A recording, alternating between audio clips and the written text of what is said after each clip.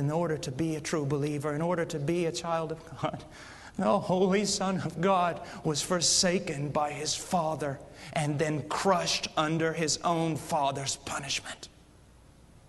You say, oh, Brother Paul, you've gone too far now. Have you not read Isaiah 53:10? It pleased the Lord to crush Him. Take a 10,000-pound millstone and put another on top of it. Put a grain of wheat between them and see what you've got when it comes out on the other end. Take a dam 100,000 miles high and 100,000 miles wide and have it break in front of you. And as the torrent of water rolls down towards you to engulf you, to destroy you, all of a sudden the ground opens up and drinks it down, and not one drop splashes to your feet. And so Christ raised His hand up to heaven and took the wrath of God, that great cup, and drank it down. And when He cried out, "It is finished," He turned it over and not one drop came out. He drank the wrath of God and satisfied justice and appeased wrath, and therefore God can now be just and justify the sinner. This is what He's done.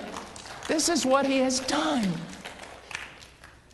The Puritans spoke a lot about repentance, not only from sin, but repentance from good works. You say, what do you mean? There is a real sense in which repentance is simply this: you give up from trying to justify yourself. You just quit.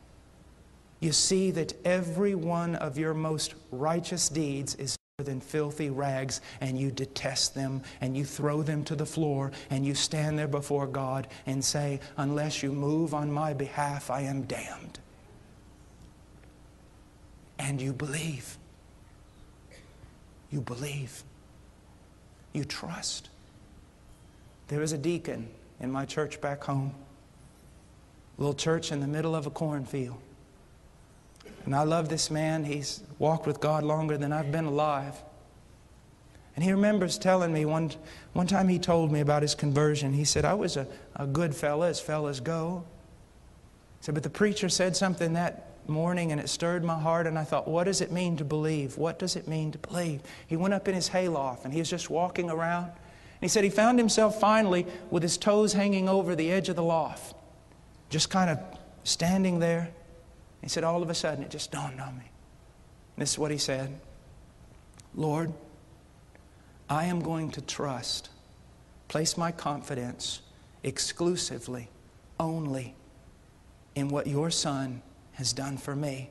And if that very thing, if what He has done for me is not strong enough to save me, then I will go to hell, because I will not trust in another thing. Right now, if this preacher died, he would go to heaven. Not because I spent years in the jungles and the Andes Mountains of Peru. Not because of piety, devotion, or Bible study. Not because of denominational affiliation, baptism, or participation in the Lord's Supper. If I died right now, I would go to heaven because 2,000 years ago, the Son of God shed His blood for this wretched man. And that is my hope. And I expect that scarlet thread is strong enough to hold me when I swing out into eternity upon it. Please visit our website at heartcrymissionary.com. There you will find information about the ministry, our purpose, beliefs and methodologies, and extensive information about the missionaries we are privileged to serve.